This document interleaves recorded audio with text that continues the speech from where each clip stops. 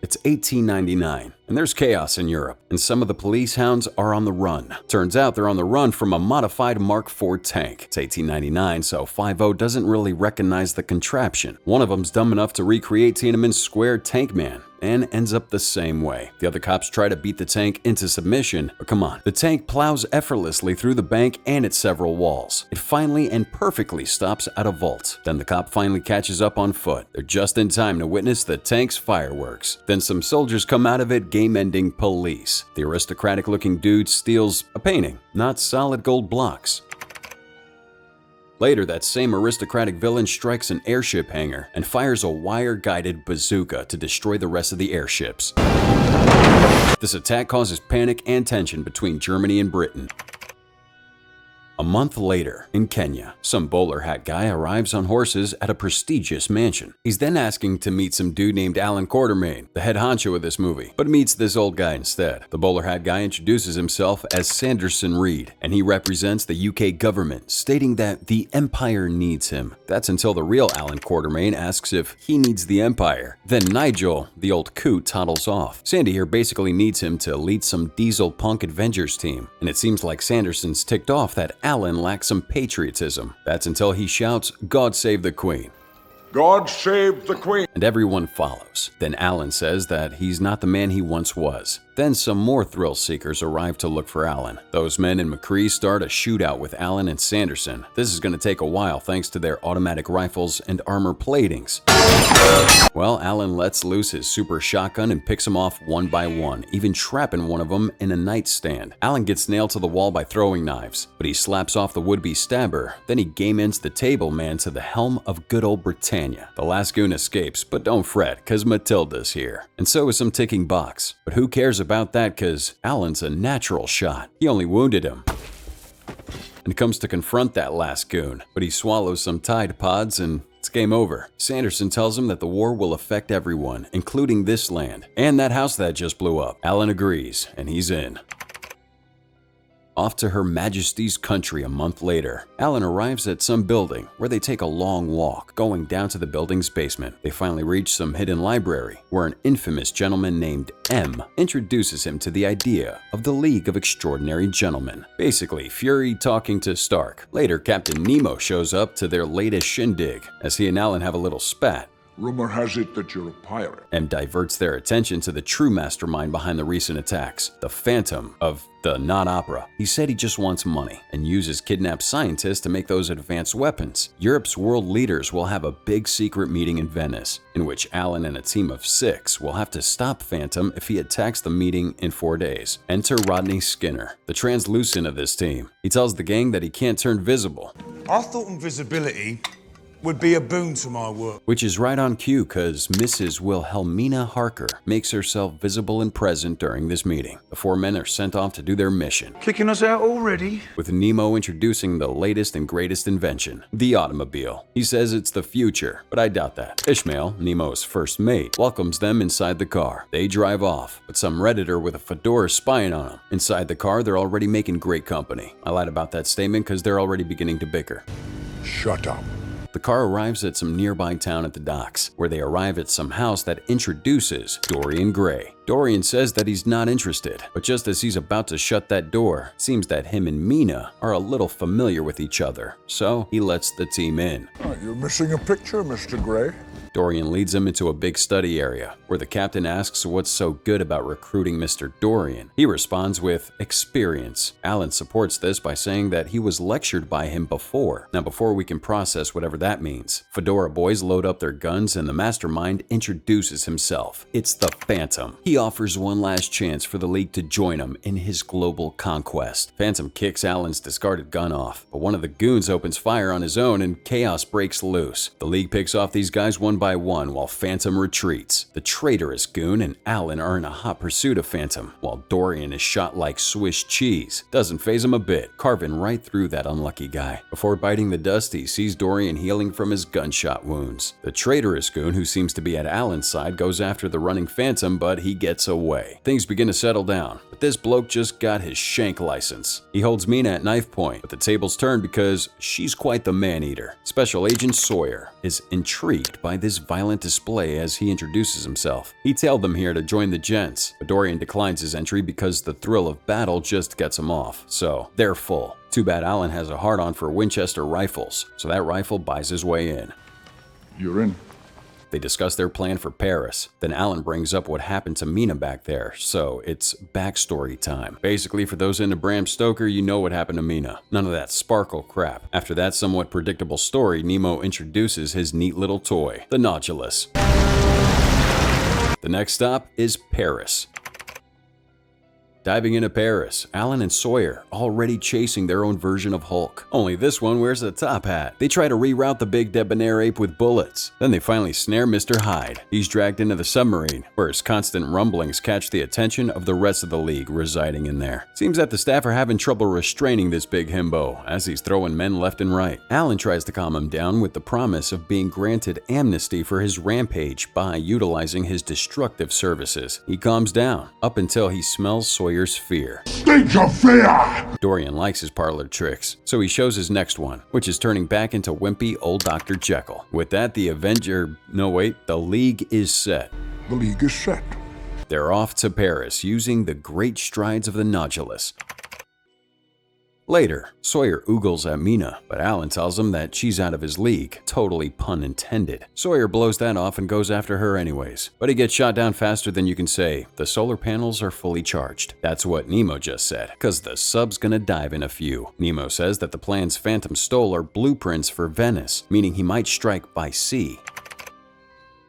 A while later, in Alan's room, Skinner makes a little naked prank, but Alan boots him out anyway. Alan goes for dinner while having a little banter with Nemo about the past. Time passes and Nemo discovers that someone might have sabotaged the sub's course. You think sabotage?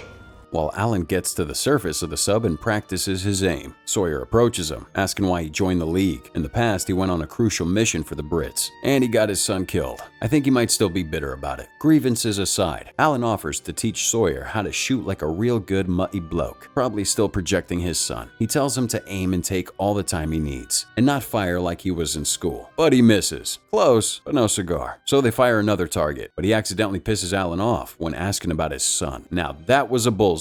Back inside the Nodulus, Alan and Mina spot Nemo worshipping a game-ending god. Later, Mina analyzes the powder found at the scene by Nemo. She suspects it's someone using it to take photos of the inside of the Nodulus. Mina's asking Dorian why he eventually joined the League, and he says that he wants to conquer his demons. This is a weird conversation, being spied on by Dr. Jekyll. Then it turns into a full lip lock. Jekyll then gets insulted by Mr. Hyde because of his wimpy nature. He might have the hots for Mina too, as Mr. Hyde taunts him to drink the elixir. Then it turns into a weird public kink, which Nemo sees. He tells him to contain the steroid freak, but he's aggravated, so he just walks away. Back in his room, Dr. Jekyll inspects his elixir stock, and one of the vials is missing.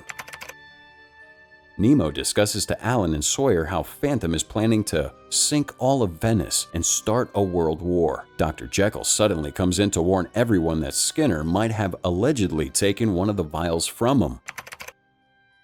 They're gonna find the perp later, because welcome to Venice. Nemo sets his sights on locating the bomb that'll sink the town, but it turns out that there's thousands of them underneath this carnival celebration. The League's about to move out, even without Skinner, but the fireworks start the real fireworks. The bombs have begun to explode. The explosion topples the buildings above like dominoes. Alan comes up with a plan to interrupt this destruction by stopping the domino effect on a specific building. From there, Nemo's gonna fire a rocket to where Alan will use the signal flare. Care for a spin? The gang moves out, leaving Dr. Jekyll because he doesn't want Hyde to control him. They burn rubber, but gunners interrupt them, and Dorian thinks it might be Skinner who told him about him, so he jumps off and fights the lot of them. The gunners become really interrupting, so Mina says it's Morbin time and sets out for the enemy. Only two of them are left in the car, with Mina clearing the road with her bats. Along the road, Alan spots the Phantom and his men, so he leaves Sawyer to do the job. I'm off! The whole town is beginning to go under, but Sawyer reaches the epicenter and shoots the signal flare. So, Nemo launches the missile. Things begin to calm down with the citizens, but Alan is still on Phantom's scent. While playing hide and seek with Phantom, he throws jabs at his dead son. Alan ignores it and says he knows all about the spy. Back at the ship, Dorian returns early, and this poor janitor shifts blame to Skinner's treachery, but it was actually Dorian. Going back to Alan's POV, Phantom and him duke it out, but he unmasks him. It turns out to be M. You? The League regroups, with Skinner and Dorian missing, but one of Nemo's men survives his gunshot wounds long enough to whistleblow that the real traitor is Dorian. After that revelation, he's gonzo. Suddenly, Nemo's exploration pod gets stolen by Dorian. The Nodulus sets out regardless, trying to chase the exploration pod and setting its courses. Suddenly, sharp noises shriek out. One of Nemo's men finds it, and it's from a shady-looking recording disc. And it's a confession tape from Dorian, Sanderson, and M. They're basically telling Alan and the others that everything was a lie from the beginning. Dorian actually collected a bit of powers and sciences from all of them. He played them like a fiddle. He plans to use what they collected from the League as an ultimate weapon for war. Apparently, the recording was mainly made because it also emanated a second layer of sound that would help trigger those bombs that were scattered and hidden all around the Nodulus. This was the sound Mr. Hyde was agonizing over. It is over. For you. Bomb voyage, as the Nodulus takes massive damage and loses control. Captain Nemo trying to take control, but the submarine is taking too much water. Nemo's asking for the flood hatches to be sealed, even if there are men in there. But Mr. Hyde convinces the doctor in another way. He goes back into the flooded valve, drinks the serum, and becomes the incredible Mr. Hyde. Hyde dives down and opens the drain, and this causes the Nodulus to rise. The doctor applauds Mr. Hyde's efforts. Despite that, the Nodulus is grinded to a stuttering halt, and they have no way to catch up to Dorian. That's until Skinner sends him a message in Morse code. The cords are mapped out and the men repair the hull breaches, while injured men are cared for. After a while, they set out for the frozen lakes of Mongolia. On arrival, Alan scouts the area with his binoculars, but only sees abandoned homes. They all saddle up in their ice clothes and gear and find M's sweet summer retreat home. They need to wait for a proper time by Skinner, so they take shelter in a nearby cave, where it's hot, warm, and cozy. Alan's on point, and a white tiger suddenly approaches him. He takes aim, but the tiger eventually scurries off. Nemo and Mina hear a noise, but Alan brushes it off. It was nothing. It's Skinner. A welcome slap is in order. Then he shudders inside that cave because he's freezing his kids off in that cold. He says he disappeared because he would probably be everyone's first guess on who the spy was. Skinner spills the beans on M's iron mill that produces loads of weapons, tanks, and soldiers. But the worst part is that M is already mass-producing several Hyde elixirs and vampiric formulas, courtesy of Mina and Hyde. They're all eager with anger. Alan instructs Nemo and Hyde to free the prisoners, while Sawyer and he will deal with M. The hunt begins, and they knock out a few guards in the process. Then the game is on. M and Dorian discuss the future of his empire, but he's lived long enough to see empires crumble, so he calls splitsies. I've seen your painting. Meanwhile, the gang gets into the facility and has one last team-up gesture before splitting up. Alan and Sawyer scale through the massive complex. On their way, they see the scientists and tanks being manufactured. Somewhere else, Skinner is seen, or unseen, planting bombs, while Nemo liberates the scientists and their families. Eventually, Sawyer and Alan reach what looks to be M's personal quarters. While one of the guards Nemo knocks down sounds off that there's intruders in the base. That's not good. Soon, one of the guards' words reach the Big Chief's ear hole. The prisoners are escaping. So he sets out on a little shooting sport. Let the bullets fly, I say. M's men begin to make mincemeat out of Captain Nemo's men. They may have an army, but Nemo has a Mr. Hyde. Nemo fights his way through the laboratories. Alan finally reaches up to M and calls him out by his real name, Professor James Moriarty. He was held at gunpoint, and sadly, he's quite the slippery little fish. Over with Mina. She subtly ambushes Dorian, and the two have the most violent ex-lovers quarrel. Knives, flips, scratches, and regenerations galore. Dorian's right about them being at this all day. Mina notices the legendary painting that Dorian fears the most, but he nails her, literally.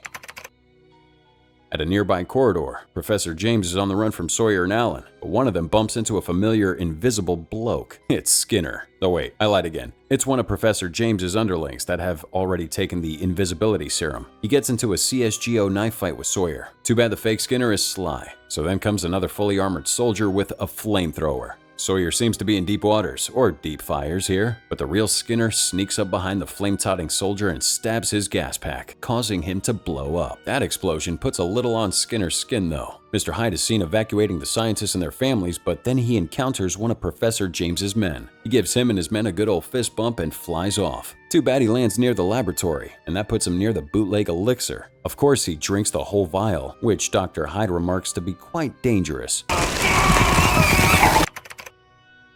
Back at Dorian's quarters, he takes his sword from Mina's dead body and cleans it, and as he turns away, Mina rises and gives him a real gut-wrencher. She corners and nails him to the room and finally shows the very talked-about painting. Gotta say, painting's really hideous, to the point that it makes Dorian scream, squeal, and struggle in agony. Paintings and flesh aside, Skinner's skin is totally fleshed off thanks to those burns. Sawyer finds him lying down, but the fake Skinner holds him at knife point. At the helm of this pursuit, Alan finally corners the professor, but he has the element of surprise on his side and mangles his beautiful Winchester rifle. Fisticuffs it is then. Mr. Hyde receives flying fists at his stead.